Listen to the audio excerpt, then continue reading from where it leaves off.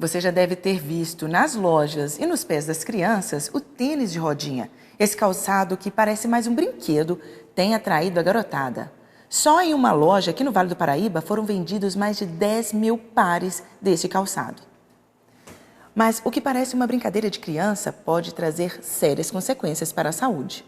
Calçado ou brinquedo? Mas para eles que querem diversão, isso é o que menos importa. O tênis de rodinhas tomou conta da preferência das crianças e dos adolescentes. Só nesta loja, que funciona em um shopping no interior de São Paulo, chegou a vender mais de 10 mil pares de tênis entre o período do Dia das Crianças e Natal. Por que você quis esse tênis? Para minha mãe me ensinar a andar. Vai aprender? Vou. As rodinhas são adaptadas na parte de trás do calçado. Para rodá-las, é preciso levantar o bico do tênis. Além das rodas, alguns modelos trazem também luzes na lateral. O tênis de rodinhas começou a ser comercializado no Brasil em 2006 e passou por análise pela Universidade Federal do Rio Grande do Sul. Para alguns especialistas, ele ajuda a criança a desenvolver reflexo e equilíbrio. Os preços dos pares vão de R$ 159 a R$ 380. Todos vêm com manual de instrução. Vem escrito na caixa ou em folder separado, todos vêm. Tem adultos também que querem esse tênis se usar? Tem.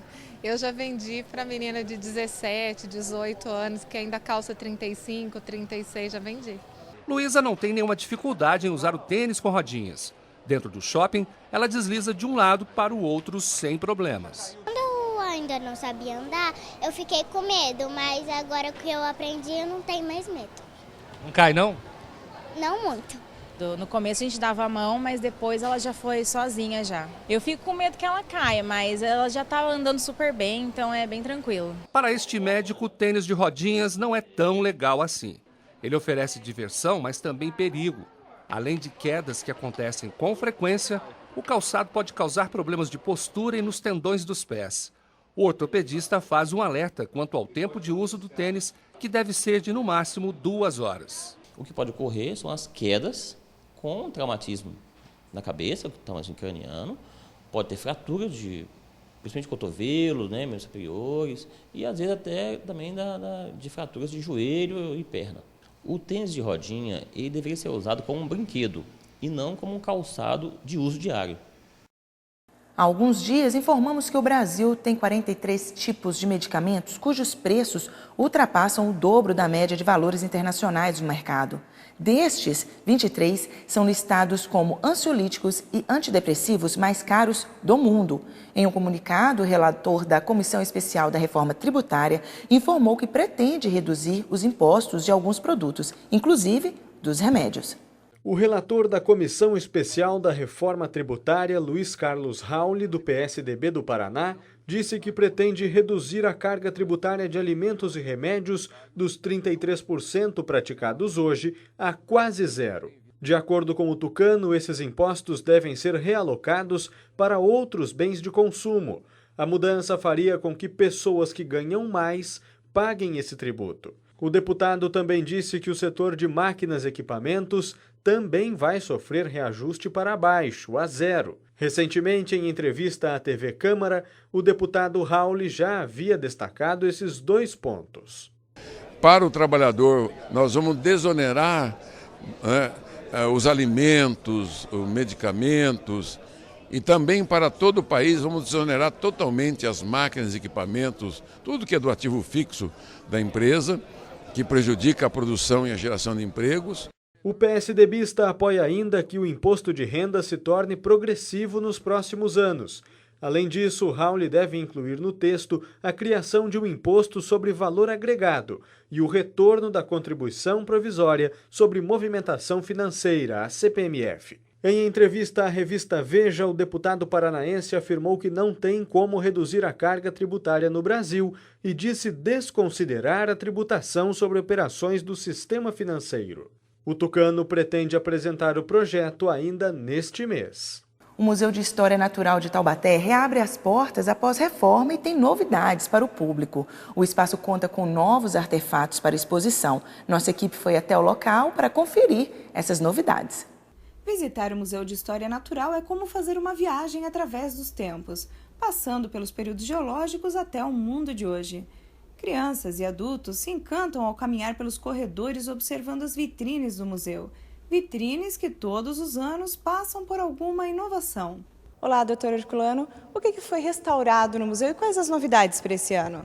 Bom, para este ano nós temos como novidade mais importante a apresentação da anta, maior mamífero terrestre e encontrado na nossa região. Esta anta, ela foi encontrada morta, atropelada no alto da Serra de Ubatuba, entre São Luís e Ubatuba. Veio para a gente aqui durante quase um ano, a preparação foi feita e finalmente ela entra para a exposição. Entrou nesse final de ano passado e começo desse ano, então. Então essa é a principal novidade. Só que junto com essa novidade, toda essa vitrine precisou de uma reformulação e assim tentamos também melhorar o resto da vitrine. Toda a exposição segue uma sequência cronológica, onde os visitantes são orientados por monitores. A maioria deles, estagiários de biologia. Qual que é o tipo de público que o museu costuma atrair? Gisele, aqui nós temos um público bastante diverso, bastante variado. É claro que as pessoas que vêm para cá geralmente gostam de animais, de fósseis e têm curiosidade sobre os tempos passados, né? Como aconteceu. E para isso o museu tem uma didática bacana que eu acho que é uma sequência cronológica em toda a exposição. Mas um dos públicos que a gente valoriza muito aqui são os estudantes, os alunos, né? E veja que aluno tanto de pós-graduação ou de graduação, como é o caso dos nossos estagiários, que são geralmente alunos da Unital de Biologia, que eles são treinados para mostrar a exposição para os alunos. Então você pode ver nas exposições aqui que os professores, ou melhor, os monitores que nós temos, eles são treinados aqui dentro a apresentar um museu para alunos das escolas diversas.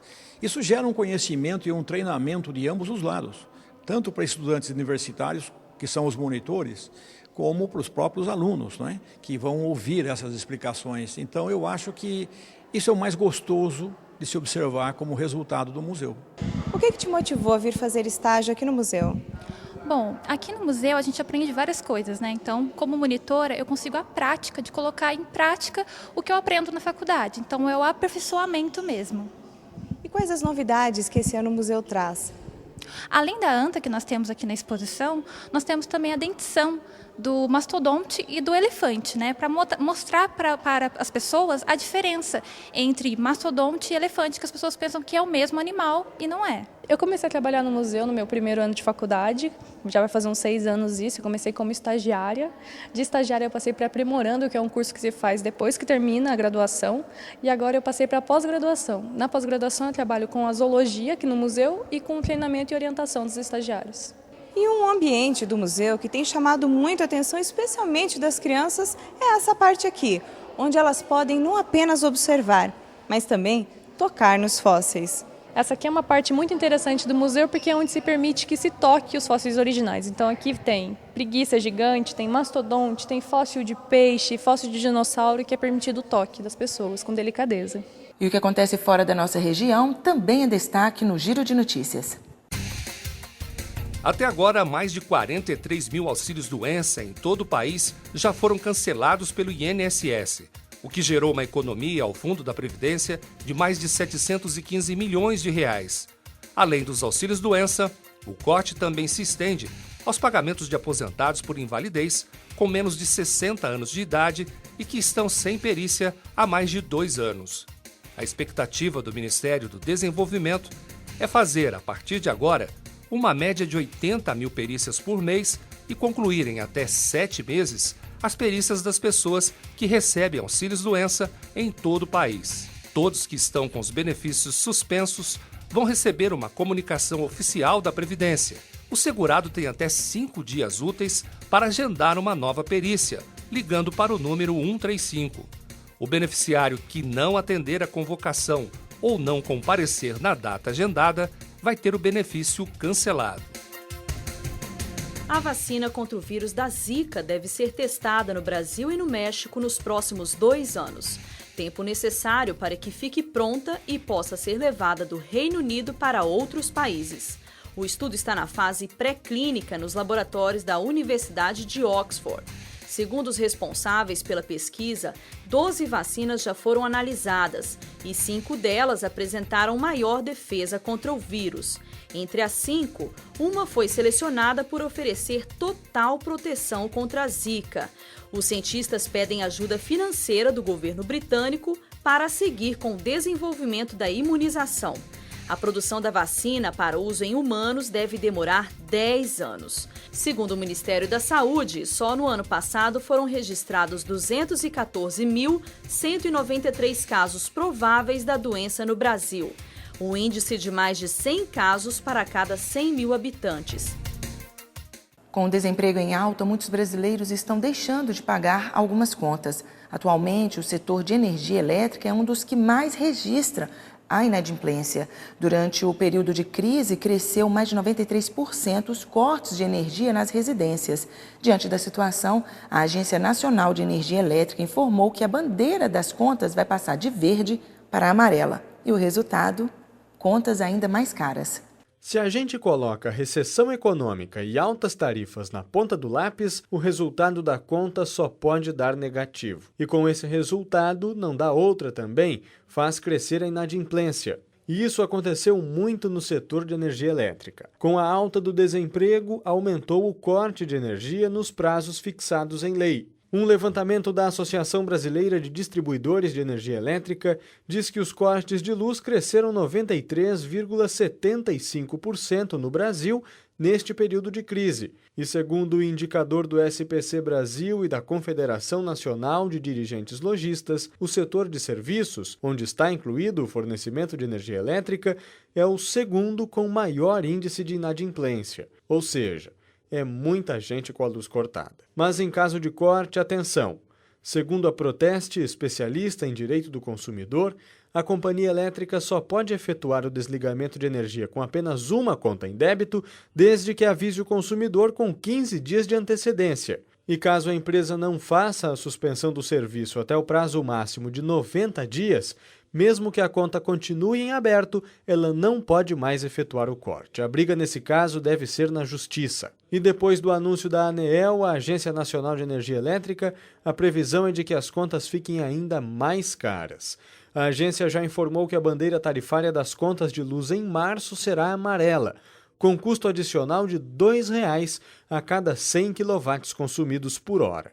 Tudo isso porque a previsão é de que no mês que vem as hidrelétricas produzam menos energia e com isso aumenta a geração termoelétrica, que é mais cara para manter o atendimento à carga do sistema. Conheça as experiências de quem já fez o intercâmbio estudantil e algumas dicas para aqueles que estão pensando em fazer. A seguir.